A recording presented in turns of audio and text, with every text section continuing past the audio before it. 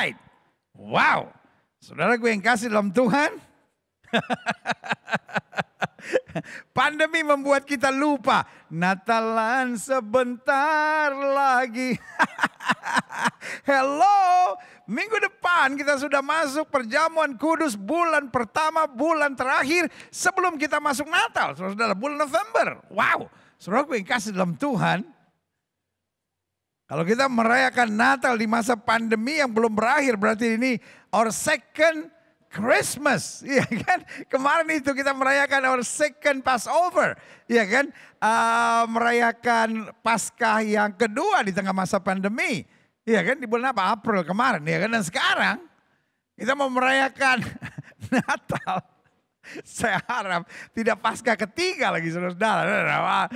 Kondisi sekarang sudah semakin membaik dan saya percaya betul Tuhan melakukan perkara-perkara yang baik di bangsa kita, ya kan? Saya harap betul tahun depan kita sudah mulai bisa ibadah on site, saudara. Tapi kita lihat situasi dan saya percaya hal-hal baik Tuhan mau kerjakan. Tetapi meskipun kita akan ibadah on site, tapi saudara yang kasih dalam Tuhan, ibadah online tetap akan kita jalankan. Karena saudara yang kasih dalam Tuhan, saudara-saudara yang di Kanada, misalnya saudara-saudara yang di Taiwan, saudara-saudara yang di Papua, misalnya saudara-saudara saya yang ada di Kalimantan, ya kan? Dan saudara sudah menikmati, sudah terbangun, sudah menjadi semakin dewasa lewat ibadah-ibadah online kita. Jadi kita akan buat dua ibadah, ya kan, yang on-site tetap on-site, ya kan.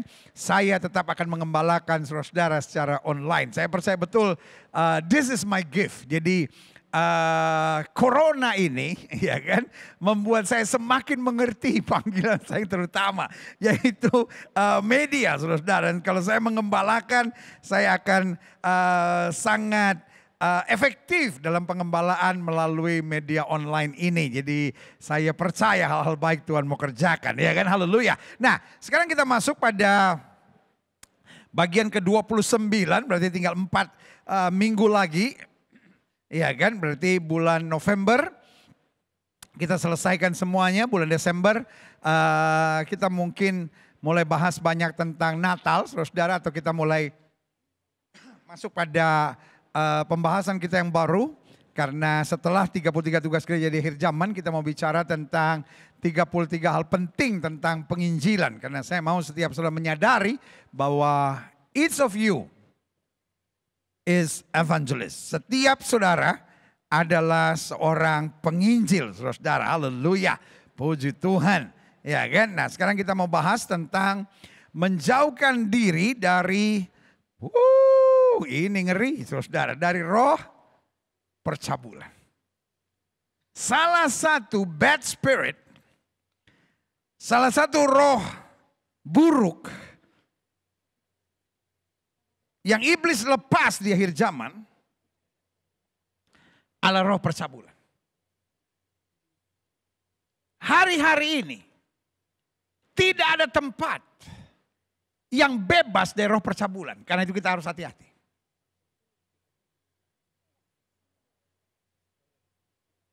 Masa pacaran anak-anak muda, ngeri sekarang. Tontonan, ngeri. Industri musik, banyak sekali nada-nada percabulan di dalamnya. Perkataan-perkataan cabul. Iklan. Baju. Saudara yang kasih dalam Tuhan. Kita lihat dunia apapun. Dunia medsos penuh dengan percabulan. Pemerintah mau kerja keras bagaimanapun untuk menghentikan pornografi dan percabulan ini. Kuasa iblis begitu menakutkan.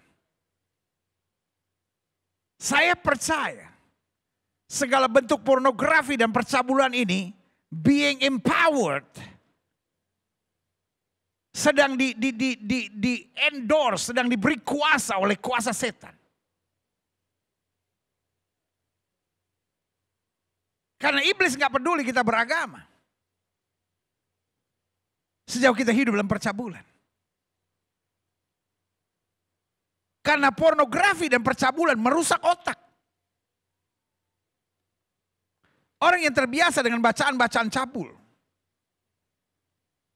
Orang yang terbiasa dengan candaan-candaan cabul. Karena selalu saya bilang seks itu seperti macan tidur. Dia akan normal sejauh tidak digerakkan. Seks itu harus digerakkan pada masanya. Nah, iblis mau supaya manusia mulai membangkitkan hawa nafsu seksual dari early age. Karena seks harus berjalan dalam dua hal. Yang pertama harus berjalan dalam kedewasaan dan yang kedua harus berjalan dalam takut akan Tuhan. Sex is not created by the devil. Seks itu bukan diciptakan oleh setan. Tapi kita lihat rumah tangga tidak membahas seks dalam keluarga. Misalnya orang tua tidak mengajarkan anak-anaknya tentang right sex education. Jadi apa yang terjadi? Orang mengetahui seks dari bacaan-bacaan liar. Orang mengetahui seks dari pergaulan. Padahal kalau kita pelajari seks itu harus ada dalam dua hal. Yang pertama dalam kedewasaan. Karena seks hubungannya dengan komitmen. Seorang yang siap berkomitmen sebagai suami istri baru bisa melakukan hubungan seks. Makanya Alkitab berkata dalam Kidung Agung, jangan membangkitkan cinta sebelum waktunya. Atau terjemahan aslinya sebetulnya bilang jangan membangkitkan seks sebelum waktunya. Seks berhubungan dengan kedewasaan. Tanpa kedewasaan maka seks akan menjadi barang liar, saudara-saudara. Dan yang kedua, seks harus bagian dari takut akan Tuhan. Karena seks adalah bagian dari rancangan Allah untuk kebahagiaan suami istri. Nah, ini yang dirusak oleh setan. Sehingga di akhir zaman ini kita lihat. Orang yang sudah menikah tapi hidup dalam percabulan. Adik-adik muda hidup dalam percabulan dan yang paling mengerikan. Pejabat-pejabat jatuh dalam dosa percabulan. Dan kalau orang otaknya sudah rusak dengan percabulan. Maka roh-roh cabul itu akan menguasai hidupnya dan manusia akan susah lepas dari roh percabulan. Karena roh percabulan ini adalah ikatan yang berbahaya. Nah, ini yang kita mau lihat dalam Alkitab. Dan ini salah satu tugas gereja. Membebaskan diri dari roh percabulan. 1 Korintus 6 ayat 15-20. Tidak tahukah kamu bahwa tubuhmu adalah anggota Kristus? Akan kuambil ke anggota Kristus untuk menyerahkan kepada percabulan? Sekali-kali tidak. Minggu lalu kita membahas. Setiap kita punya karunia. Dan ini adalah bagian dari anggota tubuh Kristus. Minggu lalu sudah saya bahas, you are important. Engkau adalah penting bukan karena prestasimu, bukan karena kemampuanmu, bukan karena kehebatanmu, bukan karena prestasi dan jasamu. Tetapi engkau penting karena siapa yang memilih, yang memanggil dan memperlengkapi engkau. The master of everything. Minggu lalu sudah saya jelaskan itu. Karena itu kita adalah bagian dari anggota tubuh Kristus. Nah, Alkitab ingatkan kita sebagai anggota, masakan kita serahkan hidup kita ini, tubuh kita yang akan dipakai untuk perlengkapan kemuliaan Tuhan, perlengkapan bagian kerajaan Allah untuk menjadi gegerakan yang dahsyat, dipakai untuk pada percabulan. Ini yang iblis mau. Tetapi yang Roh Kudus ingatkan kita sekali-kali tidak, kata Alkitab itu jelas ayat 16. Atau tidak tahukah kamu bahwa siapa yang mengikatkan dirinya pada perempuan cabul atau pria cabul, atau bacaan cabul atau tontonan cabul, menjadi satu tubuh dengan dia, menjadi satu otak dengan dia, menjadi satu roh dengan dia. Sebab demikianlah kata Nas, keduanya akan menjadi satu daging. Ngeri, saudara-saudara. Ada banyak orang pikir, oh ini sekadar jajan. No. This is serious. Satu daging. Ayat 17. Tapi siapa yang mengikatkan dirinya pada Tuhan menjadi satu roh dengan dia. Jadi jelas ya. Kita mau diikat dengan roh percabulan. Sehingga kita satu daging dengan percabulan. Atau kita mau diikat dengan satu roh dengan Tuhan. Sehingga kita berjalan dalam tuntunan Roh Kudus. Saya mau saudara beri perhatian yang sangat serius dengan hal ini. Karena ini yang iblis sedang mau kerjakan di akhir zaman. Roh pornografi, roh perzinahan, dan roh percabulan. Ayat 18. Untuk iblis, Alkitab bilang lawan iblis. Jelas ya. Lawan iblis maka iblis akan lari. Tapi roh percabulan bukan dilawan. Jelas Alkitab. Ada dua hal yang Alkitab ngomong tentang menjauhkan diri. Satu, Alkitab bilang jauhilah nafsu orang muda. Dan sekarang kembali kita baca pelajaran yang sama. Jauhkan dirimu dari percabulan. Jadi percabulan harus kita hindari. Nggak ada bos. Nggak ada satu orang pun yang begitu penuh dengan Roh Kudus sampai kebal terhadap hawa nafsu percabulan dan hawa nafsu orang muda. Kita harus menjauhkan diri. Jangan melibatkan diri, jangan baca-bacaannya, jangan tonton-tontonannya. Karena itu akan merusak roh saudara, akan merusak jiwa saudara.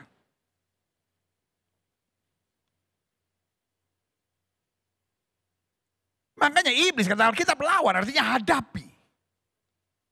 Tapi ketika percabulan, Alkitab bilang jauhkan dirimu dari percabulan. Nafsu orang muda, Alkitab juga bilang jauhkan dari nafsu orang muda.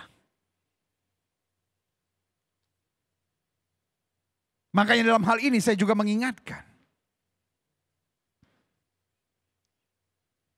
Bukan hanya untuk wanita. Saudara mau bilang saya kolot kayak, saudara mau bilang saya kampungan, terserah. Tapi saya lihat hari-hari ini. Bagaimana pihak mode. Sorry kalau saya ngomong apa adanya, minta maaf kalau saya menyinggung sebagian orang. Pihak mode yang seringkali dikuasai oleh orang yang jenis kelaminnya gak jelas. Sorry ya sekali lagi. Saya pendeta. Saya harus ngomong apa adanya dengan kasih Kristus. Pihak mode yang seringkali dikendalikan oleh orang-orang yang jenis kelaminnya tidak jelas. Mengumbar hawa nafsu. Mode-mode pakaian. Terbuka kiri, terbuka kanan. Dan dipikir itulah yang modern. Makanya selalu saya bilang. Tahun 70-an kalau ada orang bilang begini. Ih baju lu seksi banget. Malu, semua perempuan malu di tahun itu. Aduh gue seksi ya, aduh gue gak enak nih, aduh gimana ya. Lu ada kain gak untuk nutupin, aduh gimana ya. Aduh gak enak nih gue nih, aduh gak enak, gue seksi ya. Malu banget gitu. Tapi hari-hari ini, kalau bilang waduh lu seksi banget. Oh iya, aduh terima kasih ya gitu. Seperti kebanggaan saudara-saudara. Makanya istilah yang dipakai hari-hari ini juga salah. Orang hari-hari ini kalau pakai baju makin terbuka. Gila lu berani ya, lu berani. Berani itu kan sesuatu yang positif. Buat saya bukan berani, itu brutal. Liar saudara-saudara. Mungkin saudara bilang, ya tapi kan itu seni atau apa. Saudaraku, monyet. Sorry untuk ngomong ini, monyet gak pakai apa-apa. Gak pakai apa-apa keluar tuh. Wah monyet saudara, itu yang paling berani dong. Gak pakai apa-apa, itu berani. Tapi itu kan monyet saudara. Itu yang membedakan manusia dengan binatang. Manusia punya harga diri. Menutupi bagian hal-hal yang penting dalam kehidupannya. Tidak mengumbar hal-hal yang menjadi hawa nafsu dunia. Karena itu sebagai hamba Allah saya hanya memperingatkan setiap saudara. Perhatikan pakaianmu baik-baik. Jangan mau dipakai iblis untuk mengundang roh percabulan. Karena roh percabulan dimulai seringkali datangnya dari mata. Makanya iblis bekerja dengan dunia mode. Iblis bekerja dengan dunia iklan. Dengan dunia pertelevisian, dengan dunia media. Dan Alkitab bilang untuk kita orang Kristen, untuk kita anak-anak Tuhan Yesus, jauhkan dirimu dari percabulan. Jangan terlibat. Belajar tegas. Jangan sampai menyebut diri anak Tuhan, tapi baju terbuka kiri kanan sambil berkata ini yang modern. Bukan modern, anak setan itu saudara-saudara. Dalam Amsal dikatakan, baju demikian, baju perempuan cabul saudara-saudara. Iya kan? Sebagai hamba Tuhan saya hanya harus tegas sama saudara sekalian. Karena saya cinta saudara, saya tidak mau. Iya kan? Sudah dipakai. Karena Alkitab juga tegas. Dalam Amsal bahkan dikatakan baju perempuan sundal, saudara. Sorry kalau saya ngomong keras. Tapi itu bukan ciptaan saya. Itu Alkitab berkata. Baju perempuan sundal. Sudah mengerti kan? Nggak mungkin baju perempuan sundal tertutup di sini, tertutup di sini. Pasti terbuka sana, terbuka sini. Walaupun kelihatannya sampai bawah. Wah, belahannya bos. Wih.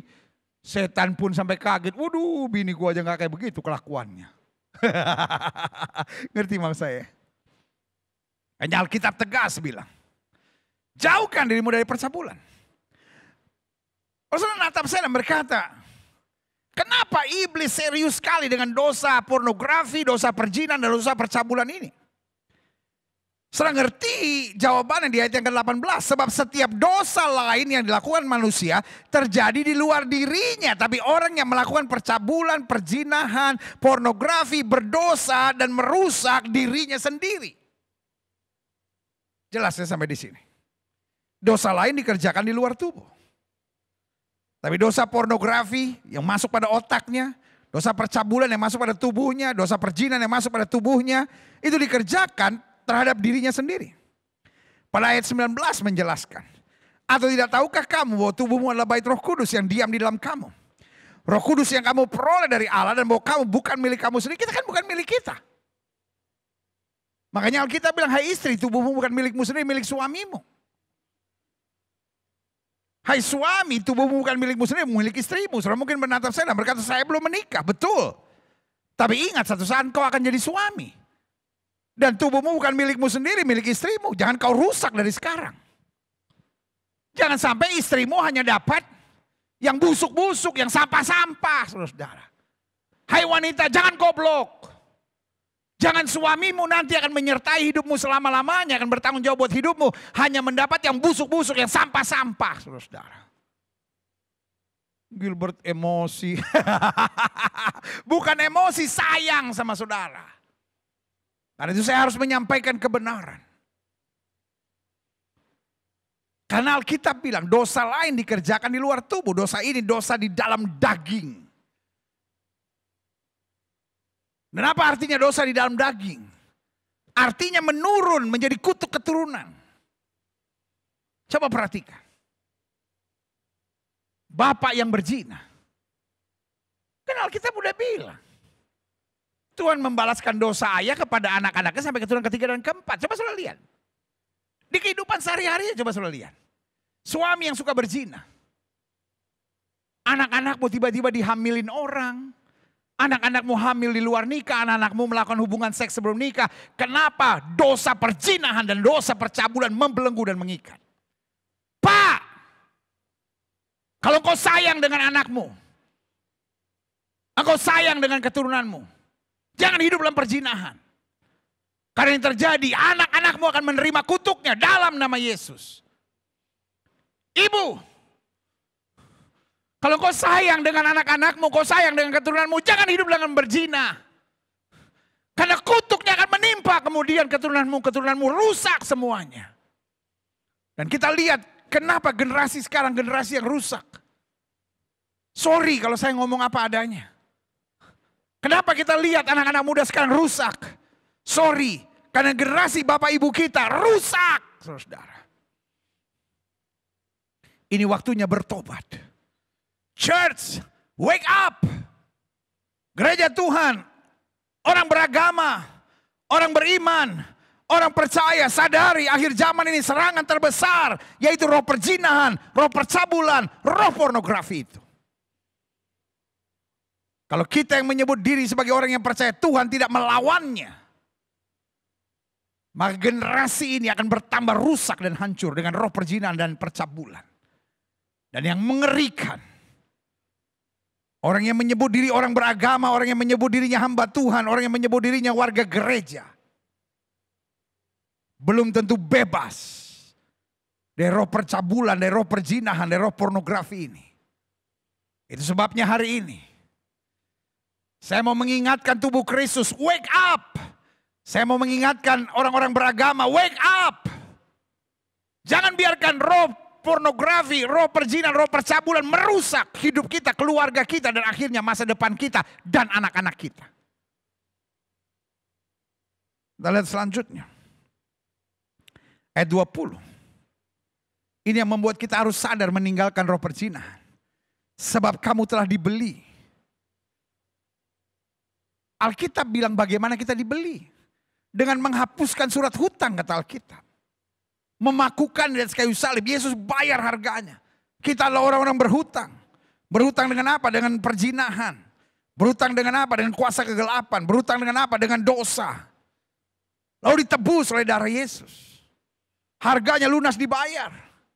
Tapi apa yang terjadi? Kita kembali dalam dunia perzinahan sambil berkata, iya, roh memang penurut tapi daging lemah. Setan telah menguasai pikiranmu. Alkitab jelas bilang, kamu telah dibeli, harganya telah lunas dibayar. Karena itu, muliakan Allah. Alkitab memang bilang, muliakan Allah dengan hartamu, amin. Muliakan Allah dengan penyembahanmu, amin. Tapi kali ini tegas Alkitab bilang, muliakan Allah dengan tubuhmu. Tubuh yang bersih. Tubuh yang benar. Adik-adik muda. Siapapun saudara. Izinkan saya. Sebagai hamba Tuhan. Mengingatkan adik-adik muda. Hidup kalian berharga. Hidup kalian masuk dalam program Allah yang sempurna. Jangan mau dirusak dengan pornografi. Jangan mau dirusak dengan perzinahan. Jangan mau dirusak oleh percabulan. Apapun kenikmatan yang dijanjikannya.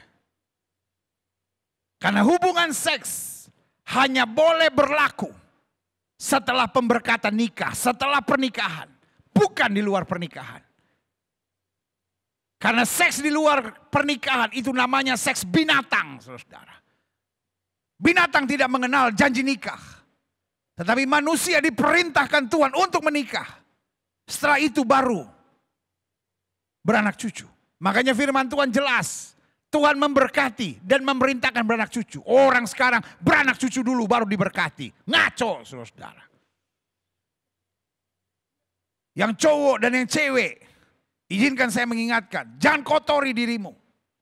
Pacaran apa itu raba-rabaan? Pacaran apa itu saling merangsang? Itu pacaran yang dikendalikan oleh roh setan. Dalam nama Yesus, bebaskan dirimu dari itu. Kalau kekasihmu benar sayang dengan engkau, maka mereka akan saling menjaga.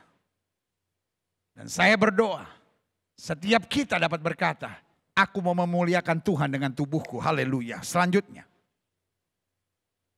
Wahyu 16 ayat 13-15. Dan aku melihat dari mulut naga.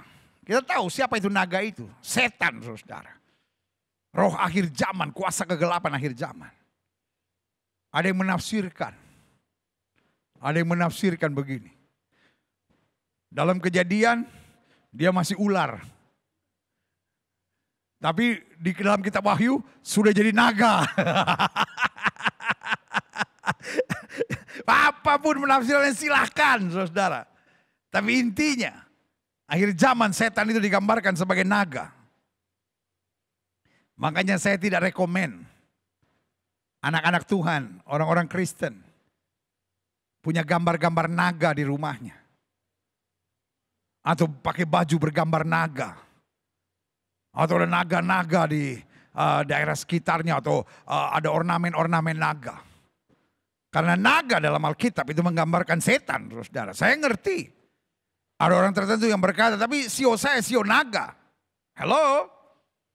Kenapa kita percaya sio-sio, saudara? Hidup kita tidak tergantung sio, hidup kita tidak tergantung horoskop, hidup kita tergantung tangan Tuhan. Iblis mau kita memuliakan naga, saudara. Karena itu gambaran dia. Bagaimana bisa di rumah kita ada salib lalu ada naga bersama-sama, saudara. Mungkin saudara menatap saya dan mengatakan, fanatik ini pendeta, fanatik. Mending saya fanatik daripada jadi munafik. Itu gambaran setan, saudara.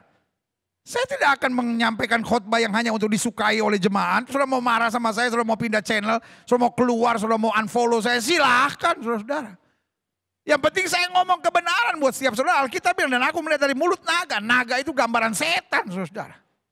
Masa kita anak Tuhan ada gambar naga? Masa kita pakai baju gambar naga? Batik kita keren gambar naga, saudara. Jelas ya? Saudara mau terpakai urusan saudara. Tapi saya kan sebagai pendeta, sebagai hamba Tuhan harus mengingatkan saudara. Saya berdosa di hadapan Tuhan kalau saya tidak menyampaikan kebenaran hanya supaya disukai saudara, ya kan? Karena ada banyak pendeta kan gitu, nggak mau ngomong hal-hal yang sensitif, nanti banyak orang nggak suka. Saudara, gue kasih dalam Tuhan, saya ada bukan untuk disukai. Saya ada untuk menyampaikan kebenaran. Aku melihat dari mulut naga dan dari mulut binatang dan dari mulut nabi palsu itu, lihat ya, naga, binatang, ya kan? Nabi palsu, itu kerjasama yang hebat. Roh Lucifer, roh Satan itu kata Alkitab. Mulut binatang antikris itu. Dan mulut nabi palsu, kaki tangannya antikris itu. Keluar 3 roh najis yang menyerupai katak. Saya tahu apa artinya roh najis yang menyerupai katak. Saya ngerti ada banyak penafsiran. Dan penafsiran itu bukan sesuatu yang absolut. Tapi penafsiran buat saya lebih baik kita pakai untuk membuka pikiran kita untuk sadar. Yang pasti kita sepakati ada roh najis.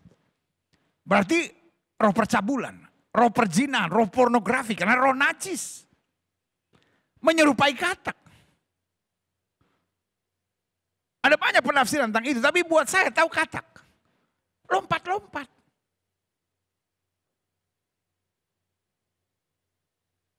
Jadi roh perzinahan itu melompat-lompat kemana-mana. Dan roh perzinahan intinya gak bisa setia. Sudah punya istri, masih tertarik sama perempuan lain. Sudah punya suami, masih tertarik sama pria lain. Perempuan tapi tertariknya sama perempuan.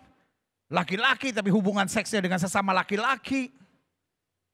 Nggak pernah stabil gitu. Karena rohnya roh najis menyerupai katak. Lompat sana, lompat sini. Dan kita lihat sekarang.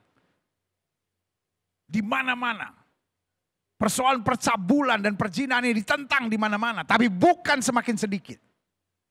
Pernah saudara pikir nggak? Kan sesuatu yang dilawan mestinya makin berkurang. Tapi perzinahan kan nggak semakin berkurang.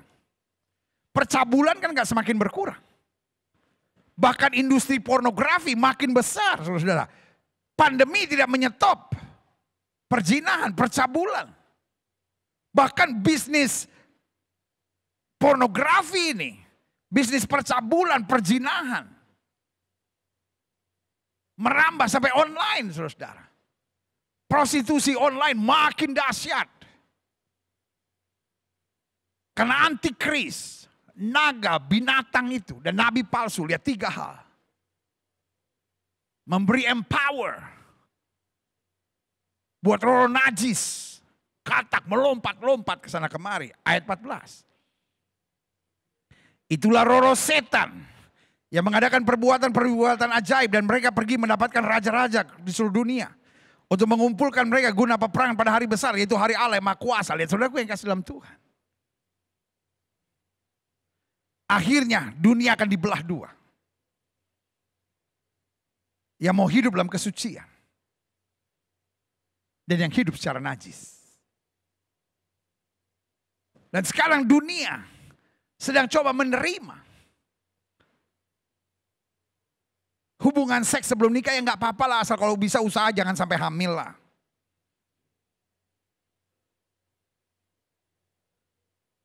Nilai keperjakaan, nilai ke virginity atau keperawanan. Dianggap kampungan kalau masih membahas hal-hal itu. Saudaraku yang kasih dalam Tuhan, come on. Alkitab bilang kalau kamu menikah, lalu tidak dijumpai tanda-tanda keperawanan, maka wanita itu dilempar batu sampai mati, saudara-saudara. Itu bukan berarti kekristenan mengajarkan hal yang jahat. Tetapi yang saya mau ingatkan buat saudara, Alkitab mengajar kita untuk be serious with holiness. Serius dengan kekudusan. Orang sekarang menganggap melakukan hubungan seks sebelum nikah biasa aja. Yang penting jaga kalau bisa jangan sampai hamil.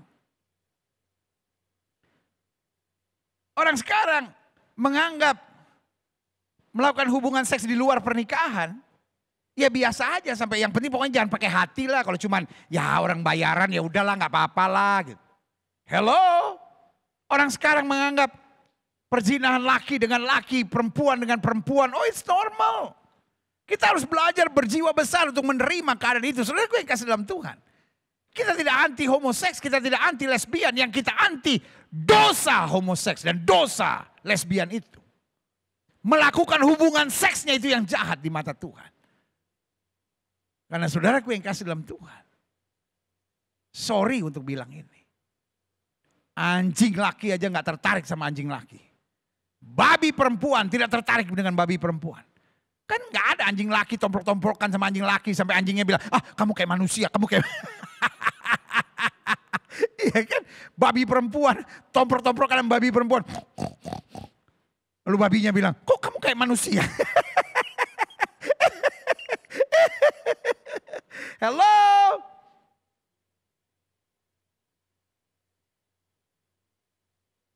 Bukan lesbian yang dibenci Tuhan. Bukan homoseks yang dibenci Tuhan.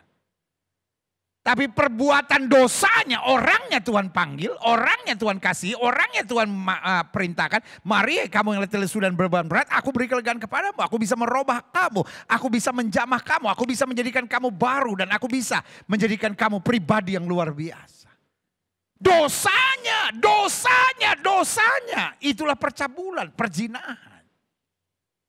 Jelas saudara. Makanya mendapatkan raja-raja di seluruh dunia. Raja itu lambang apa? Hukum. Sehingga kita lihat sekarang. Bahwa banyak dosa perzinahan, dosa percabulan, dosa pornografi. Sudah dianggap normal dan legal saudara-saudara. Selanjutnya. Ayat 15 bilang apa? Lihatlah aku datang seperti pencuri. Berbahagialah dia yang berjaga-jaga dan yang memperhatikan pakaiannya. Supaya jangan berjalan dengan telanjang dan jangan kelihatan kemaluannya. Jelas ya. Pakaian itu lambang kemuliaan. Telanjang itu lambang dosa.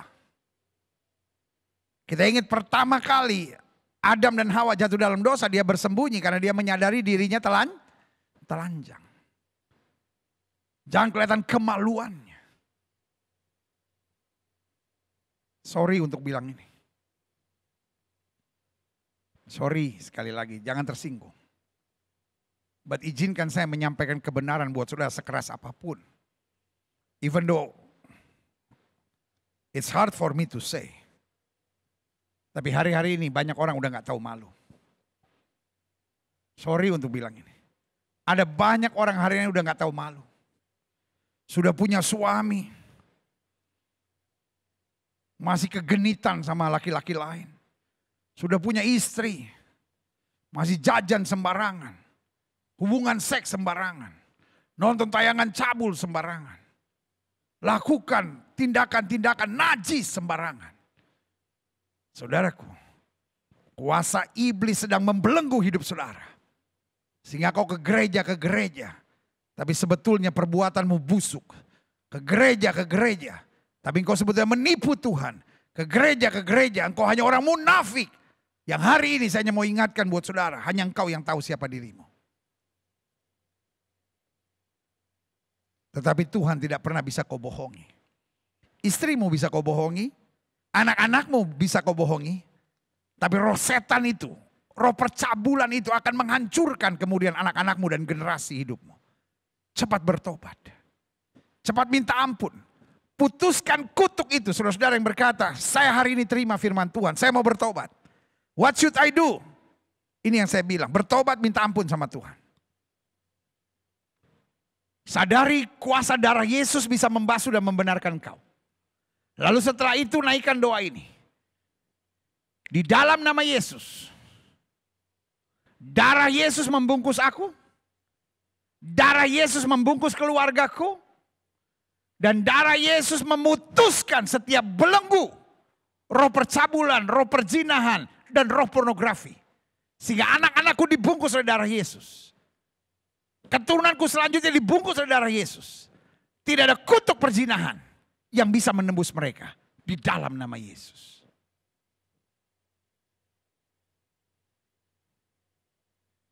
Saya mencintai saudara. Kalau saya menyampaikan khotbah, saya bukan hanya sekedar deliver the message.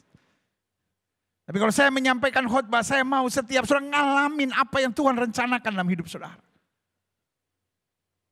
Saya tidak rela anak-anakmu yang sebetulnya nggak tahu banyak hancur hidupnya karena perbuatan dosa yang kau kerjakan itu. Biarin saudara bilang sama saya, kok Gilbert marah-marah? Karena saya sayang sama saudara. Saya sayang sama anak-anakmu.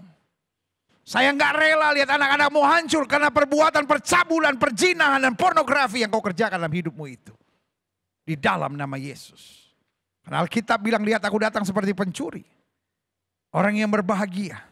Satu, yang berjaga-jaga. Dua, yang memperhatikan pakaiannya. Tiga, dia yang tidak berjalan dengan telanjang. Artinya kemuliaan Tuhan, hidup dalam kesucian. Dan yang keempat, yang menjaga, jangan kelihatan kemaluannya. Ingat waktu Adam dan Hawa jatuh dalam dosa. Domba dikorbankan. Berarti ada darah yang tertumpah. Karena mereka tadinya hanya pakai apa? Daun-daunan. Tapi kemudian Tuhan membangun apa?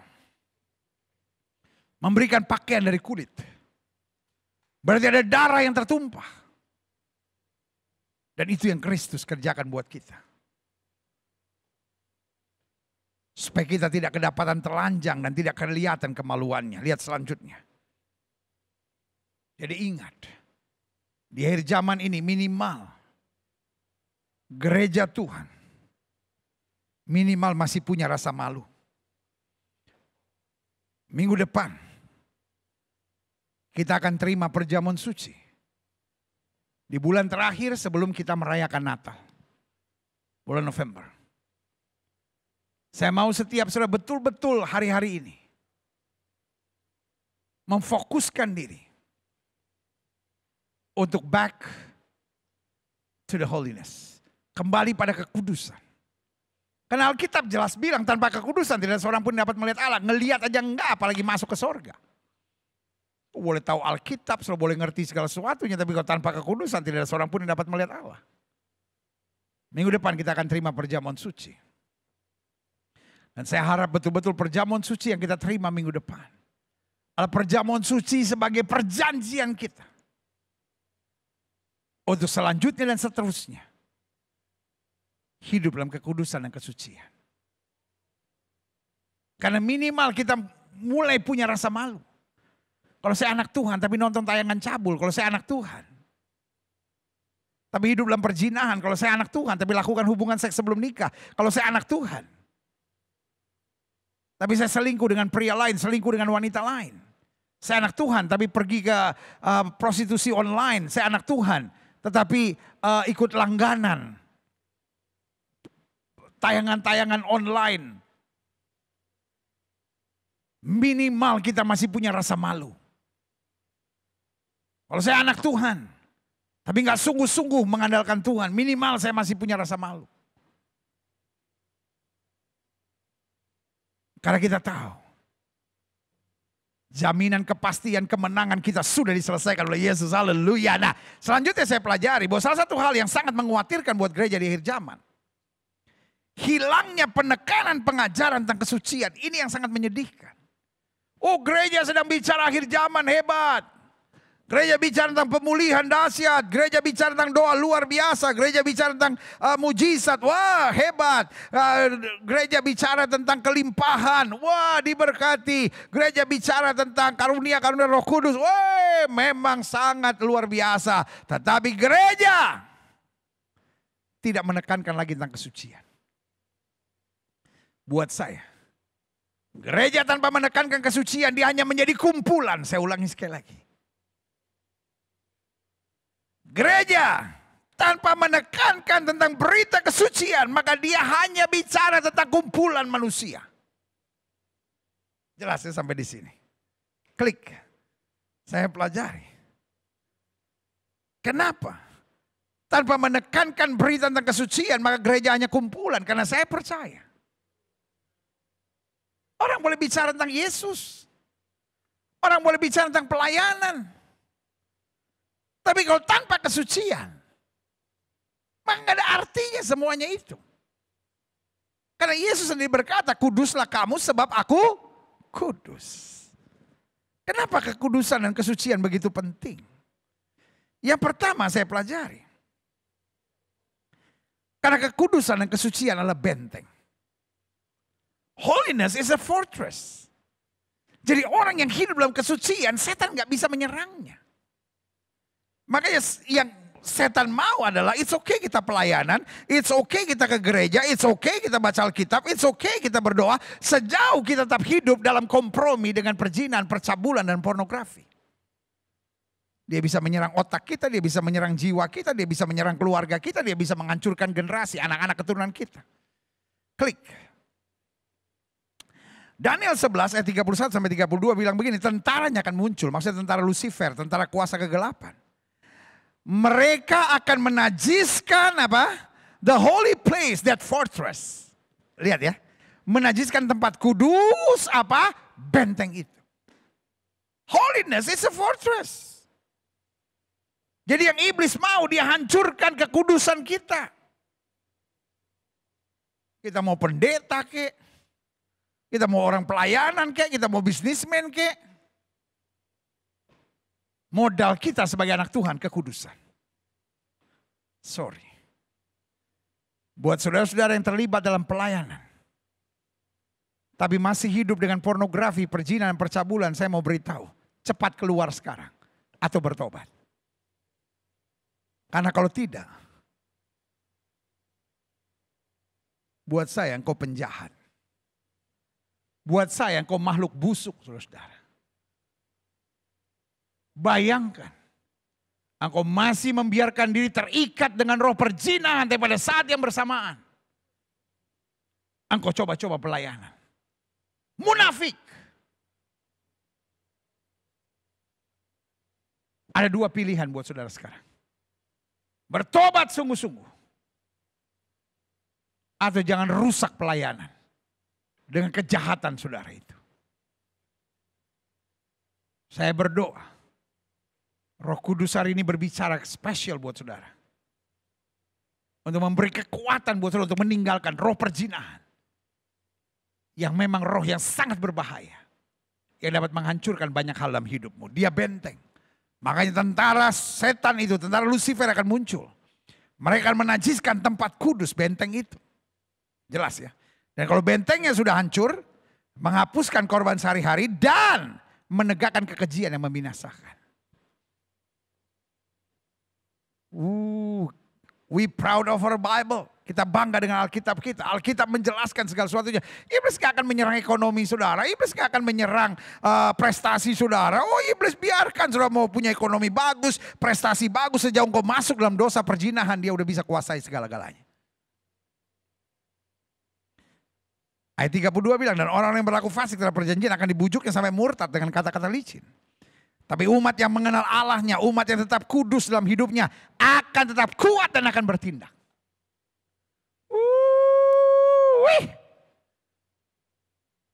Pandemi tidak akan menggoncangkan kita. Selama kita mengenal Allah dan hidup dalam kekudusan.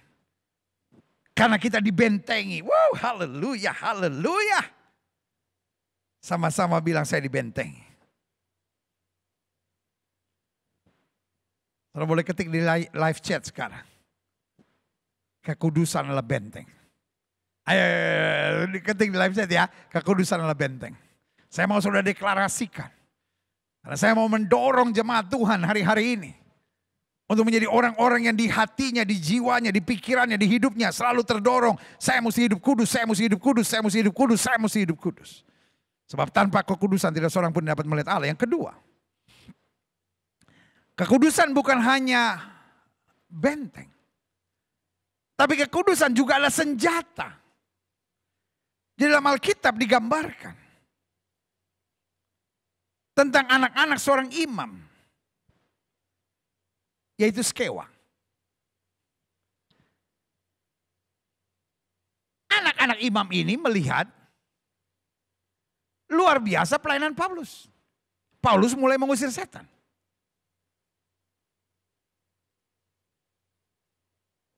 Lalu kemudian mereka mau coba, kan mereka anak imam, mereka ngerti Alkitab, mereka ngerti segala ritual.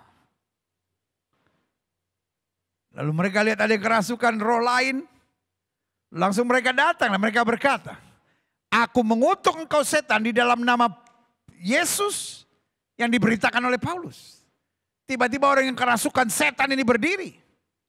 Dan berkata, Jesus I know, Paul I know, but who are you? Orang yang kerasukan setan ini menyerang habis anak-anak Skewa. Sampai Alkitab berkata mereka lari tak berpakaian. Tanpa kekudusan kita bisa berdoa. Tanpa kekudusan kita bisa beribadah. Tanpa kekudusan kita bisa menjalankan ritual ibadah kita. Tetapi zong. Tahu zong? Pret. Kosong. Gak ada isinya. Karena waktu kita hidup dalam kekudusan. Itu akan menjadi senjata kita. Orang-orang yang hidup dalam kekudusan berkata dalam nama Yesus, aku perintahkan setan keluar, setan harus keluar. Karena kekudusan itu yang menjadi benteng dan senjata buat kita. Yang ketiga, coba lihat Kisah Rasul pasal 18 ayat 13 sampai 20. Ini bicara tentang anak-anak Skewa itu. Juga beberapa tukang jampi Yahudi yang berjalan keliling di negeri itu mencoba menyebut nama Tuhan Yesus atas mereka yang kerasukan roh jahat dengan berseru katanya, aku menyumpahi kamu demi nama Yesus yang diberitakan oleh Paulus. Mereka yang melakukan hal itu adalah 7 orang anak dari seorang imam kepala Yahudi yang bernama Skewa. Lihat selanjutnya, iya kan? Tetapi roh jahat itu menjawab, Yesus aku kenal dan Paulus aku tahu, tapi kamu siapakah kamu? Dan orang-orang yang dirasuk roh jahat itu menerpa mereka dan menggagahi mereka semua dan mengalahkannya. Bayangkan 7 bos.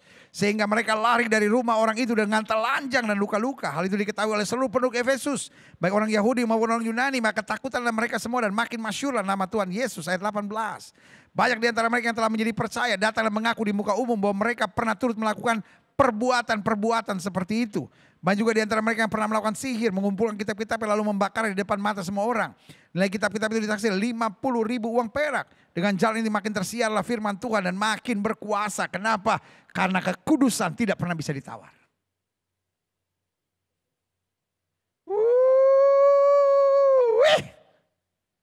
Sama-sama bilang sama saya, kekudusan itu mutlak. Karena yang pertama kekudusan itu benteng, yang kedua kekudusan itu senjata. Yang ketiga, mengapa tanpa kekudusan gereja saya beri nama kumpulan? Karena kekudusan dan kesucian adalah pintu. Holiness is a door. Holiness is a fortress. Holiness is a weapon. And holiness is a door. Mungkin setelah menatap saya, apa maksudnya? Klik. Ibrani 12 ayat 14. Berusahalah hidup damai dengan semua orang dan kejarlah kekudusan. Sebab tanpa kekudusan tidak seorang pun akan melihat Tuhan. Berarti that is the door. Itu pintunya. Pintu untuk melihat Tuhan bernama kekudusan.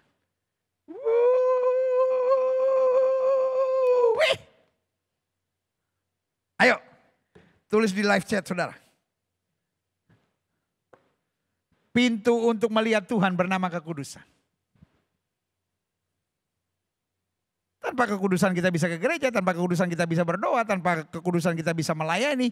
Tetapi tanpa kekudusan kita nggak bisa mengalami encounter with God. Pada selalu saya bilang, religion without encountering with God, agama tanpa mengalami perjumpaan dengan Tuhan, hanya menjadikan kita orang-orang fanatik bodoh, saudara-saudara. Pelajari deh. Yang bikin kacau dunia ini adalah orang-orang yang menyebut dirinya beragama. Yang pasang bom di mana-mana, yang datang kekacauan, yang datang keributan, peperangan di mana-mana, sebagian besar dilandasi oleh agama. Apalagi kalau agama sudah dijadikan kendaraan politik, lebih jahat lagi itu, saudara-saudara. Itu yang saya bilang. Religion without encountering with God. Beragama tapi tanpa mengalami perjumpaan dengan Tuhan. Karena beragama yang mengalami perjumpaan dengan Tuhan akan menjadikan kita pribadi-pribadi yang dahsyat. Haleluya. Selanjutnya, klik. Kenapa saya bilang gereja tanpa kekudusan hanya menjadi kumpulan? Karena kekudusan dan kesucian yang pertama adalah benteng. Yang kedua adalah senjata. Yang ketiga adalah pintu. Dan yang keempat adalah key. Adalah kunci. Holiness is a fortress. Holiness is a weapon. Holiness is a door. And holiness is the key. Adalah kunci. Coba lihat ayat ini. Mazmur 24 ayat 3-5. Siapakah yang boleh naik ke atas gunung Tuhan? Siapakah yang boleh berdiri di tempat yang kudus? Orang yang bersih tangannya dan murni hatinya, yang tidak menyerahkan dirinya kepada penipuan dan yang tidak bersumpah palsu. Dia akan menerima berkat dari Tuhan dan keadilan dari Allah yang menyelamatkan dia. Siapa yang boleh naik ke gunung Tuhan? Orang yang bersih tangannya dan suci hatinya, berarti kekudusan. Is the key. Kalau selalu mau lihat doamu dijawab, hidup dalam kekudusan. Waktu saya masih SMP dan SMA, saya sering ikuti seminar-seminar doa. Ada istilahnya 7P, ada istilahnya 4L, apalah segala macam. Tapi saudaraku yang kasih dalam Tuhan, doa dijawab bukan soal strategi doanya, bukan omongan doanya, bukan kata-kata doanya. Walaupun kadang-kala doa kita, doa yang cuman air mata mengalir, kita nggak bisa ngomong apa-apa, kita cuman Tuhan, Tuhan, Tuhan, Tuhan. Nggak ada 4P, 7P atau apa P. Tapi hati yang kudus yang berseru kepada Tuhan. Alkitab bilang hati yang hancur tidak kau pandang hina ya Tuhan. Kunci doamu dijawab adalah kekudusan. Kunci hidupmu berkemenangan adalah kekudusan. Yusuf bukan orang-orang yang sempurna. Yusuf orang biasa. Dia diangkat menjadi Perdana Menteri bukan karena dia hebat. Dia diangkat menjadi Perdana Menteri karena dia hidup dalam kekudusan. Kekudusan yang menjadikan dia orang hebat. Daniel. Apa yang membuat Daniel hebat? Dia menjaga hidupnya kudus di hadapan Tuhan.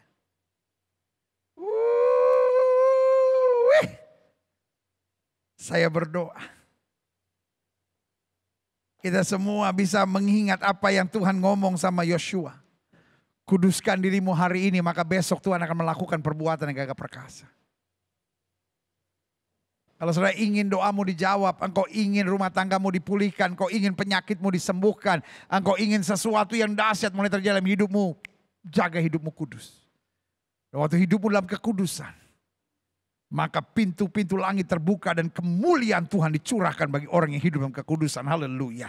Siapa yang boleh naik ke atas gunung Tuhan? Mereka yang bersih tangan dan suci hatinya. Siapa yang boleh berdiri di tempat yang kudus? Orang yang bersih tangan dan murni hatinya.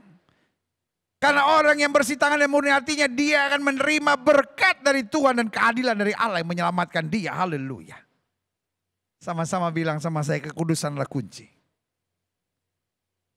Selanjutnya saya pelajari. Di akhir zaman, manusia diarahkan menjadi free thinker dan agnostik. Dengan ungkapan terkenalnya, komunitas kita adalah komunitas yang tidak mau menyusahkan Tuhan. Biarlah urusan kesenangan kita cari sendiri. Sehingga udahlah kalau kita mau menikmati percabulan, nggak usah. Kayaknya aduh Tuhan repot banget kan, Tuhan banyak kerjaan lah, nggak usah ngurusin kita lah. Itu cara kerja iblis. Perhatikan. Orang-orang free thinker, orang-orang agnostik. Yang pertama tidak menghargai lembaga yang bernama pernikahan. Perhatikan. Menganggap ya 7-Eleven itu biasa. Jadi cara kerja iblis itu. Kalau kita dengar orang-orang free thinker agnostik ngomong. Logikanya masuk banget. Iya benar juga ya. Iya benar juga ya. Tapi waktu kita kaji satu persatu. Makin kelihatan anehnya saudara-saudara. Karena orang free thinker, orang agnostik. Pasti mulainya dari tidak menghargai pernikahan. Nah karena tidak menghargai pernikahan kemudian menganggap kumpul kebo itu biasa. Menganggap perzinahan sejauh saling menghargai, sejauh tidak saling memaksa, sejauh bisa saling mencintai, sejauh itu tulus. Ya normal-normal saja katanya. Ah ini dia. Intinya. Bagaimana membuang kekudusan keluar dari inti dasar hidup manusia. Ujung-ujung sebenarnya. Sebetulnya bukan tidak mau menyusahkan Tuhan. Jadi saya dengar baik di Amerika, di Eropa, juga di Eropa Timur, di Asia. Kelompok-kelompok orang yang menyebut dirinya dan mendeklarasikan dirinya free thinker dan agnostik. Selalu mempropagandakan kami komunitas yang tidak mau menyusahkan Tuhan. Tapi sebetulnya kalau mau jujur, itu hanya bahasanya. Kan iblis pandai mempermainkan kata-kata kan. Tapi sebetulnya mereka bukan tidak mau menyusahkan Tuhan. Loh Tuhan susah apa?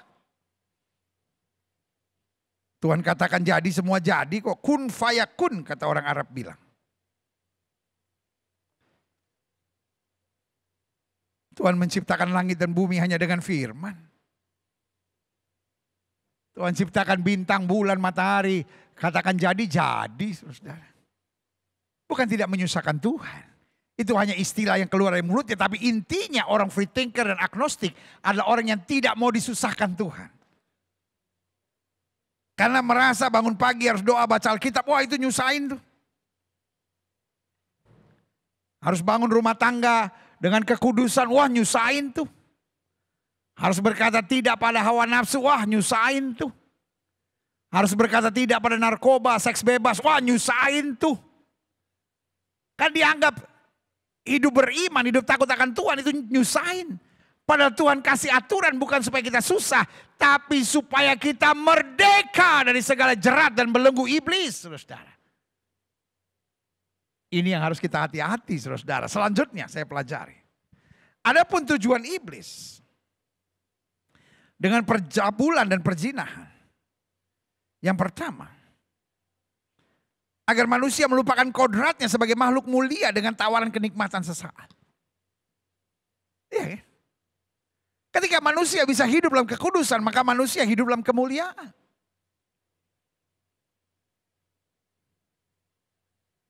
Tapi iblis mau merendahkan manusia supaya masuk pada roh kebinatangan, saudara. Coba lihat deh. Horoskop-horoskop menggambarkan binatang. Sio-sio menggambarkan binatang. Karena kalau kita selalu bilang, wah saya ini sio kambing. Lama-lama kita melakukan perbuatan-perbuatan kambing. Sio monyet, saudara. Kita anak raja kok disamain sama monyet. Kita anak raja kok disamain sama Pisces, sama Cancer, sama Sagittarius. Apa sih?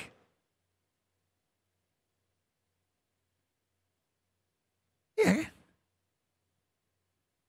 Orang kalau nggak bisa setia sama pasangan satu, apa bedanya sama anjing? Apa bedanya sama kucing, saudara?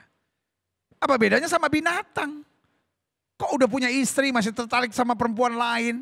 Ya tapi kan saya bayar, kan nggak ngerugiin siapa-siapa. Dia senang, saya juga senang, saya nyupport dia. Kalau enggak dia nggak bisa makan. Saudaraku yang kasih dalam Tuhan.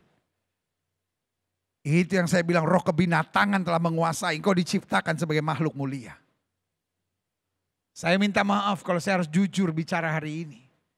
Saya mengerti, mungkin ini keras untuk saudara mengertinya, memahaminya. Tapi saudaraku, I have no other choice.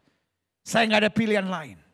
Saya harus membongkar kedok iblis yang selama ini ditutupi oleh gereja.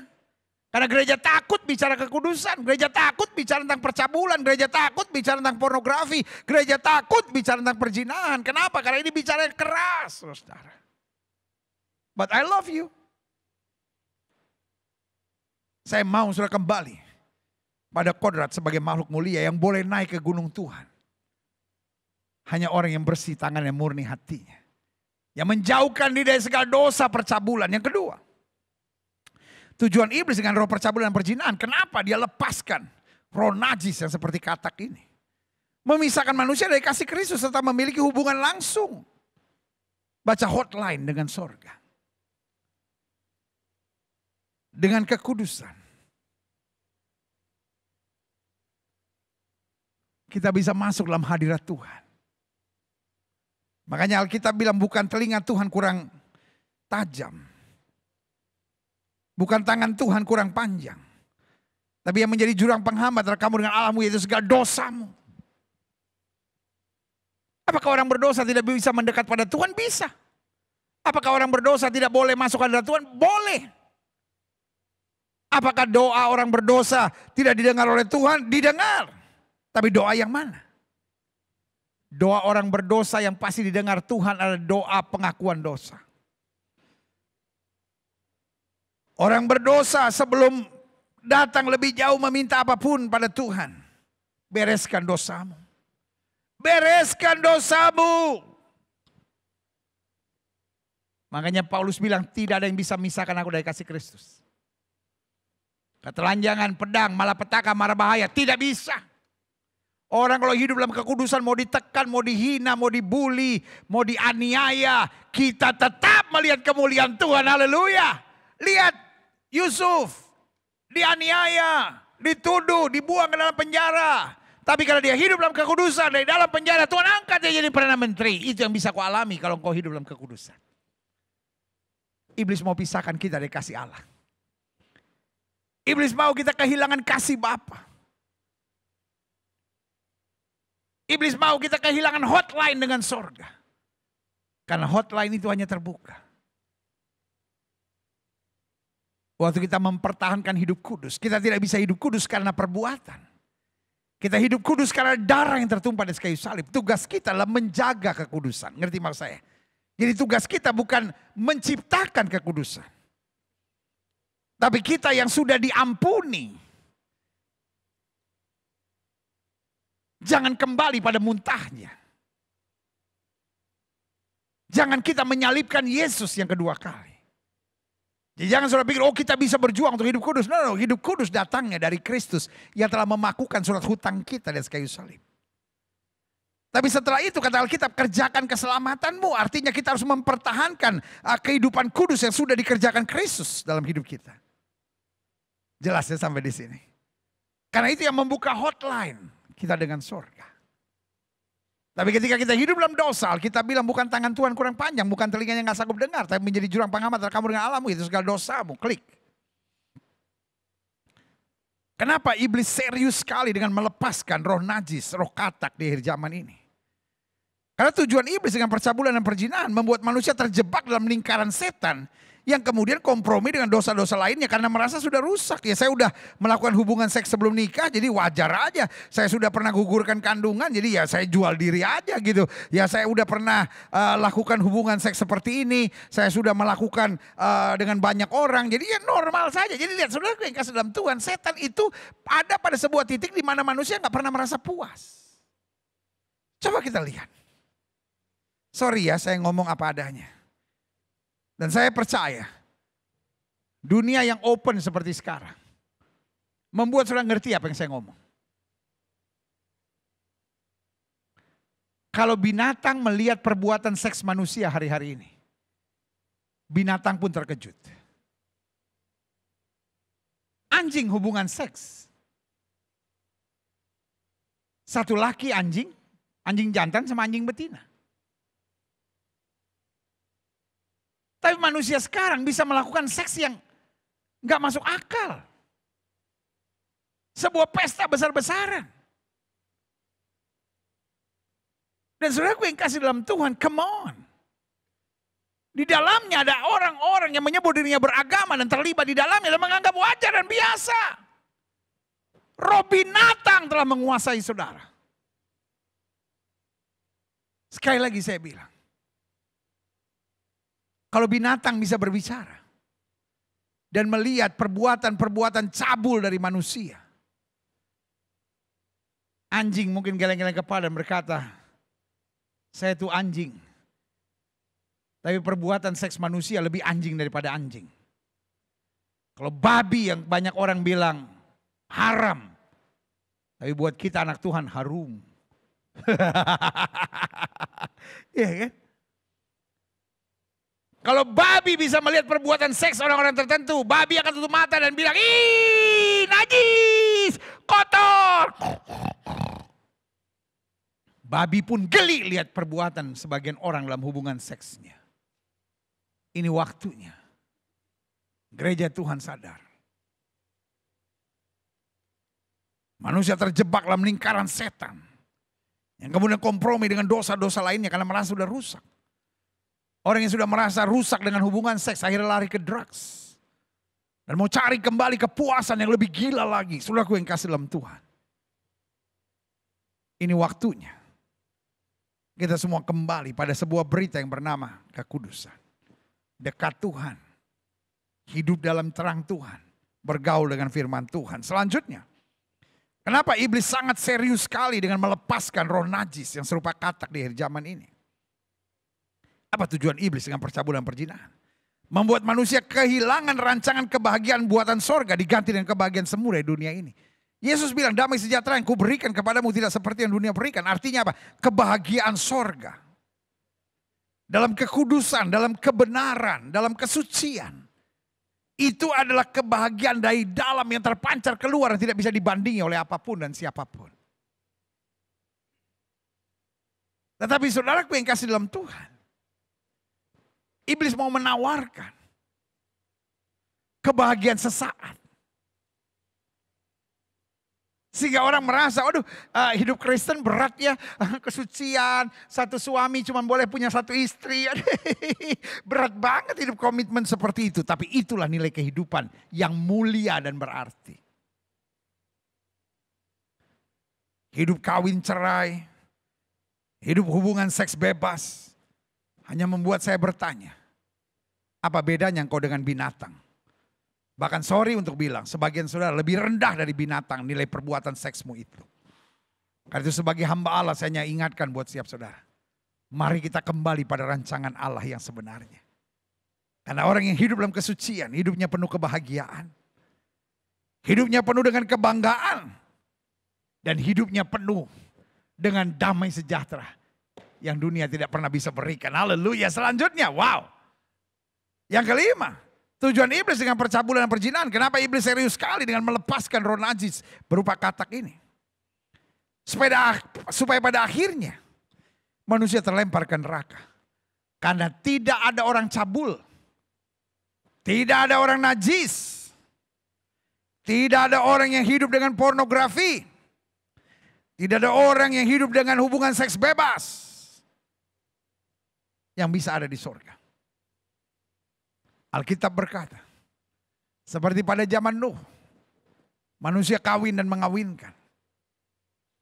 Itu bahasa yang lebih sopan dari perbuatan seks yang bebas semau-maunya. Manusia pesta pora, artinya manusia tidak mau kenal Tuhan.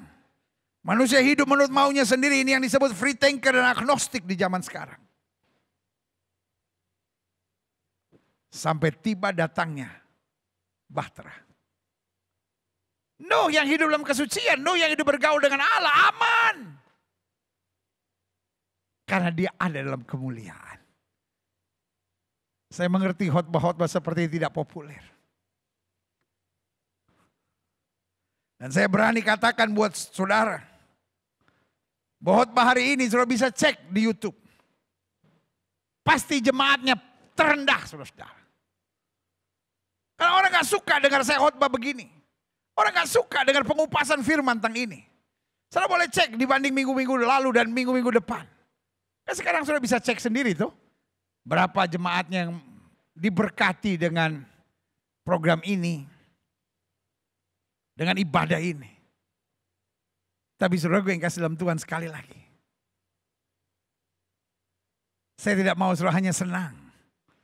Tapi kemudian terlempar ke neraka. Kalau saudara masih mau jalan di jalan saudara, please do so. But I am your pastor. Saya gembala saudara, I love you so much. I have to tell you the truth. Saya harus ngomong kebenaran nih buat saudara. Dan saya harap hari ini, saudara berkata, aku siap Tuhan. Aku tinggalkan roh-roh perjinahan, roh-roh percabulan, roh-roh pornografi. Kalau ada saudara yang langganan dengan hal pornografi, ada saudara yang langganan dengan percabulan, langganan dengan perjinahan, lepas dalam nama Yesus. Batalkan perjanjian saudara. Karena saya dengar ada orang udah Kristen bertahun-tahun. Tapi masih langganan dengan pornografi. Masih langganan dengan video-video cabul. Pakai akun lain apa segala macam.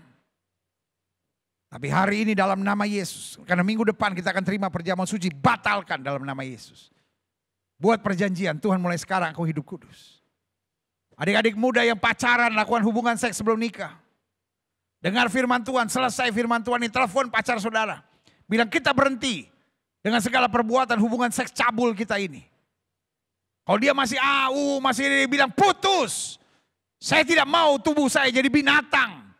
Diperlakukan seenaknya. Saya mau hubungan seks setelah kita bersama membuat janji nikah. Karena saudaraku yang kasih dalam Tuhan. Ingat, seks yang benar itu. Bicara tentang takut akan Tuhan. Bicara tentang dewasa. Dan bicara tentang tanggung jawab. Bukan seenaknya. Dan seliar-liarnya. Selanjutnya. Yang terakhir saya pelajari. Dan saya berdoa. Firman yang hari ini mungkin gak enak sudah dengar. Firman yang cukup keras ini. Akan mendorong kita. Untuk berkomitmen hidup suci. Apa pintu masuk roh perjinan dan percabulan? Yang pertama. Pada saat remaja, jadi lihat ya. Target iblis. Itu bukan hanya langsung serang, bukan. Oh, iblis kerja dengan plan, saudara. Kerja dengan rancangan yang dahsyat. Pada saat remaja mulai membuka pikiran cabul melalui bacaan dan tontonan. Dari situ dulu. Anak-anak SD, kelas 6, kelas 5. Mulai curi-curi lewat medsos. Mulai lihat yang cabul. Bacaan, tontonan. Sebagian mulai melanjutkan dengan onani dan masturbasi. Sebagian mungkin masih bisa tahan atau tidak melakukannya. Karena situasi mungkin gak memungkinkan, dia tidak tidur sendiri. Dia kadang-kadang melakukan di sekolah dan lain-lain. Mulainya dari situ dulu.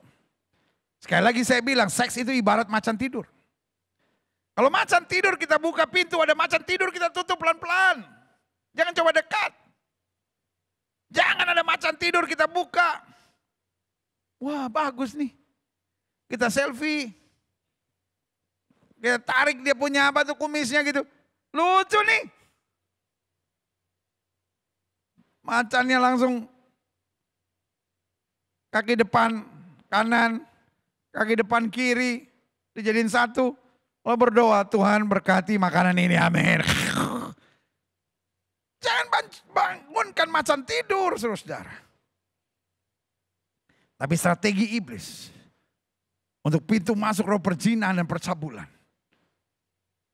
Pada saat remaja membuka pikiran cabul melalui bacaan dan tontonan. Saudara-saudara yang sudah rusak pikirannya.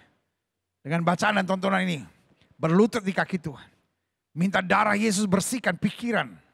Karena itu akan menjadi daya tarik terus menerus. Setiap kali menjadi dorongan yang begitu kuat. Makanya Alkitab berkata, jauhilah nafsu orang muda, jangan didekati. Saudara bimbing anak-anak saudara, ajarkan mereka hati-hati. Jelaskan, seks itu ibarat macan tidur. Kalau kamu buka sekarang mungkin untuk sementara kamu kelihatannya menyenangkan, tapi kamu tuh sebetulnya dijajah, kamu dibelenggu, kamu sudah jadi budak. Dari hawa nafsu seks, hawa nafsu daging. Selanjutnya, pintu masuk roh perzinahan. Setelah udah dikuasai dengan pikiran cabul ini, maka pada saat pacaran, nah ini dia mulai raba-rabaan. Orang tua tolong ingatkan anak-anak saudara. Pacaran yang baik dan kekasih yang dari Tuhan tidak akan melakukan perbuatan-perbuatan dari setan. Saya ulangi sekali lagi.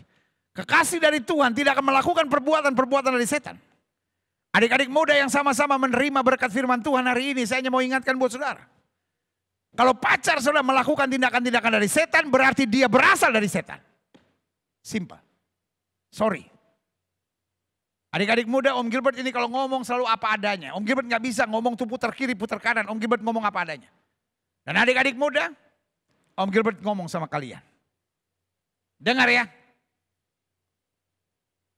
Pacar yang dari Tuhan tidak akan melakukan perbuatan-perbuatan yang dari setan. Kalau mereka melakukan perbuatan-perbuatan dari setan, ajak saudara hubungan seks, raba sana, raba sini, pencet sana, pencet sini. Lalu mulai setiap pacaran hanya membangkitkan gairah, membangkitkan hawa nafsu. Itu adalah pacaran yang dari setan. Dalam nama Yesus, lepaskan mereka. Kalau kalian pertahankan, itu hanya membuat hidupmu hancur dan binasa. Itu jebakan iblis. Karena mereka telah rusak, membuka pikiran cabulnya di masa remajanya. Hati-hati dengan yang begitu. Saya harap adik-adikku, remaja-remaja yang disayang Tuhan mengerti apa yang sedang saya katakan. Mungkin orang tua kalian tidak ngomong seperti ini. Tapi karena saya sayang sama kalian. Saya mau anak-anak muda yang mengasihi Tuhan, masa depan kalian cemerlang. Jangan dirusak dari masa pacaran. Yang ketiga. Setelah raba-rabaan pasti ada lanjutannya. Karena itu, yang ketiganya, jadi ingat ya, pada saat remaja membuka pikiran cabul melalui bacaan dan tontonan. Pada saat masa pacaran mulai raba-rabaan, mulai merangsang. Dan akhirnya setan mulai arahkan pada onani, masturbasi, dan melakukan hubungan. Sehingga hilang keperjakaan, hilang keperawanan. Nah yang ketiga setelah menikah merasa kecewa dengan pasangan, khususnya secara hubungan intim suami istri. Karena merasa pasangan saya nggak seperti si ini. Pasangan saya nggak seperti yang begini. Pasangan saya nggak mau melakukan yang begini.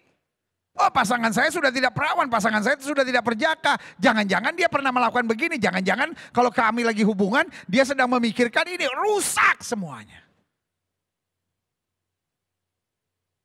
The devil is the master of confusing. Setan itu adalah master dari segala kekacauan. Setelah hidup benar saja iblis mau menyerang. Apalagi sudah membuka kesempatan buat iblis, dia kacaukan semuanya. Sehingga apa yang terjadi? Hubungan seks suami istri yang harusnya mulia menjadi kacau dan rusak karena percabulan sudah menguasai dirinya. Selanjutnya pintu masuk roh perzinahan dan percabulan. Akhirnya bahasa sopan saya bilang toleransi budaya modern. Sehingga merasa perbuatan-perbuatan seks seperti ini normal. Perbuatan-perbuatan seks seperti ini normal. Laki dengan laki itu normal. Dan akhirnya propaganda media dianggap biasa, saudara. Dalam hubungan seks yang penuh kenajisan serta kekotoran tersebut. Dan yang kelima saya pelajari, pintu masuk roh perzinahan dan percabulan. Kenapa?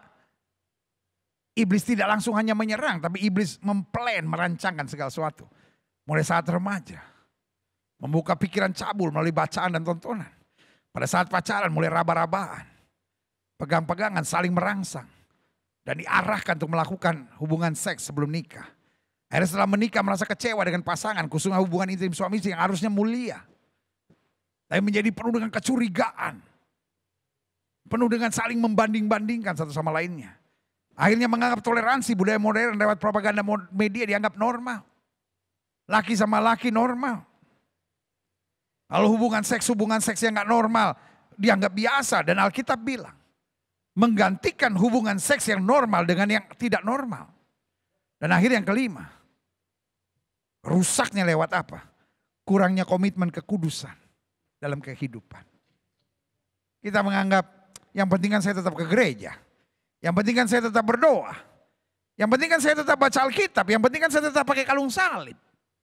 Ya namanya dunia, siapa sih pendeta yang bisa hidup dalam kekudusan? Kekudusan memang perjuangan. Tapi kekudusan bukan bagian dari permainan. Jangan main-main dengan Tuhan. Karena Tuhan tidak pernah main-main dengan kita. Untuk menguduskan tubuh kita. Dia membiarkan darahnya tercurah. Saudaraku yang kasih dalam Tuhan. Minggu depan kita akan masuk dalam perjamuan kudus. Dan tinggal 2 bulan ke depan kita akan bersama merayakan Natal. Dan kita akan mengakhiri tahun kita. Kita mau mengakhiri tahun dengan perzinahan, dengan percabulan, dengan pornografi, atau hari kita bilang cukup Tuhan. Saya mau bangun benteng dalam hidup saya yang bernama kekudusan. Selalu saya bilang, mempertahankan hidup kudus gak gampang. Tapi mempertahankan hidup kudus tidak pernah membuat kita menyesal. Karena kekudusan akan menuntun kita pada pengalaman-pengalaman dahsyat dengan Tuhan. Kita yang hidup dalam kekudusan. Bukan karena aturan. Tapi kita mempertahankan hidup kudus dan berjalan kekudusan. Karena kita tahu dia terlalu baik buat kita. Dia terlalu mengasihi kita. Dan dia menyediakan segala yang terbaik buat kita.